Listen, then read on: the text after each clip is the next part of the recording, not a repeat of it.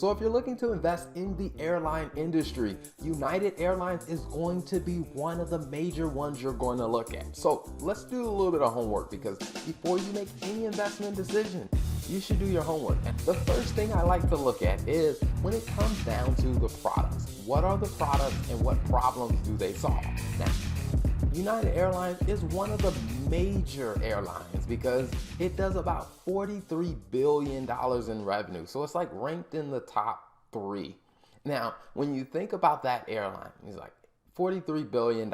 You want to figure out, okay, what makes up that $43 billion? Like most airlines, the first one is passenger transportation or passenger travel. That is a huge part of their business. That's about 90+ percent of their business. Most of their business is going to be helping people go from point A to point B. United Airlines is part of the Star Alliance, so they have partnerships with other airlines where they have also agreed to, I guess you say, to secure a certain number of seats among other airlines. So if United has a customer that needs to take a connecting flight somewhere, they can actually fly on one of their partner airlines and still make money from that.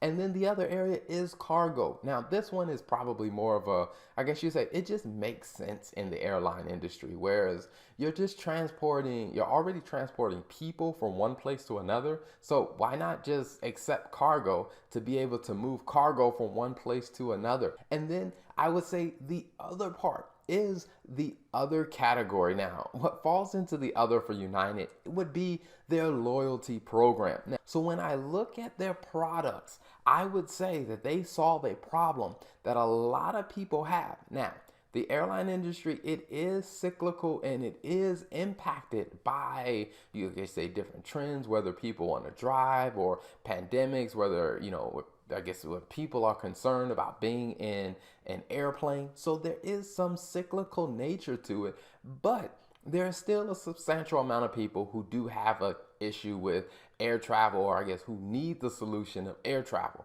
So I would say their product is a B+ because it's a pretty good product. So let's look at United's financials. When we look at the financials, again, we see in a normal year, their revenue is about $43 billion a year. But then when we start to look, and we can obviously see that as COVID-19 took an effect, they really took a hit where the revenue dropped significantly. So significantly impacted by COVID-19.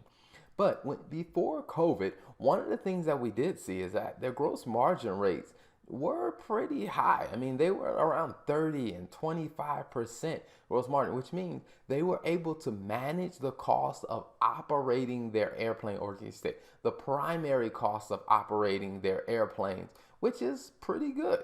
Now, when we drop down to operating profit, this is after you take out all of the expenses related to actually running the business. That's where I'm not as settled on that, because those percentages are where things start to say, okay, all right, maybe you've done a good job of managing how you operate your business, or maybe you manage how you operate the actual product and the flight and controlling the cost there. But when we get to the bottom line, we see that there appears to be a lot more costs related to running the business that don't seem to be all that great.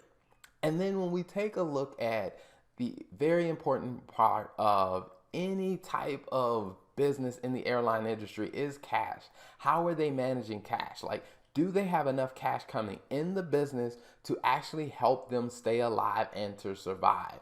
And that is very important when we look at COVID-19, because as you can see, they're not generating a lot of cash from their operations. So they have to really look and see, do they have enough cash or access to cash to be able to survive downturns? Now, when we've looked at some of the other airlines in the industry, I mean, their cash balance has definitely grown, especially during COVID-19, which shows they had the ability to either generate cash or to borrow cash.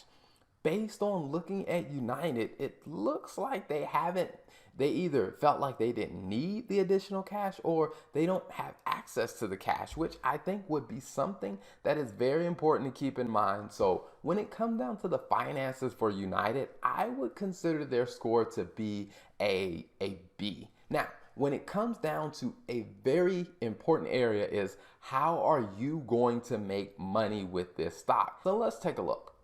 So when we look at the current stock price, it's around $31, $32 a share. Now, if we look in the last 52 weeks, the highest that the stock price has been around $95 a share, which means it took a huge drop when COVID-19 hit and just all the different things around that. So the question really becomes is when things go back to normal, how much of a possibility is there for this stock to grow? And based on what we've seen in history and just the reality of COVID-19, people will get back to traveling. I think there's a phenomenal potential for there to be growth here. And now the question you have to ask yourself is, does the company have enough financial stability to make it through the tough part of COVID-19 to actually realize that growth? And based on the size of United is, one of the top 3 when it comes down to revenue size. So I would say I have some confidence that it will survive the downturn of COVID-19 and getting back to when travel becomes normalized. So when it comes down to the potential growth and how you can make money with this stock, I would say United is probably an A because the growth potential is very high based on history and where they are today.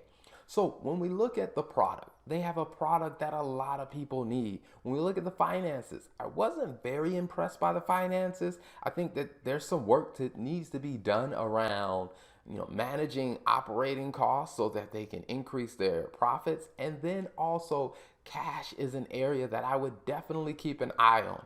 And then when it comes down to how you can make money on this one, then I would say that there's a lot of potential for growth, which gives this company an overall score, I would say, of a B+ when it comes down to this business. Again, if you're going to invest in the stock, you have to do your own homework. And if you're going to do your homework, what I would say is this can serve as a good starter to help you or point you in the direction of the things that I would look at when doing homework on this stock.